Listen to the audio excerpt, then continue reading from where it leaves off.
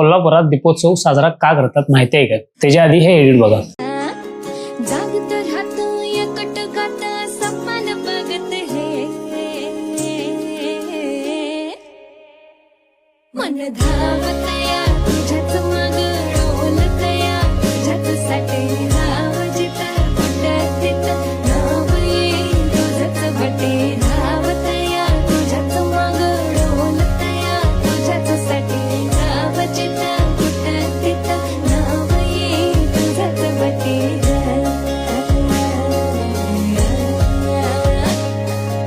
त्रिपुरारी पौर्णिमा. या पौर्णिमेचा थेट संबंध भगवान शंकर आणि त्रिपुरासुराशी आहे. मग आपल्या भोले शंकराने त्याला हरवलं, त्याची तिन्ही नगरं जाळली आणि त्याला ठार मारलं आणि तोच हा दिवस. त्यामुळे कार्तिक पौर्णिमेला त्रिपुरारी पौर्णिमा म्हणतात.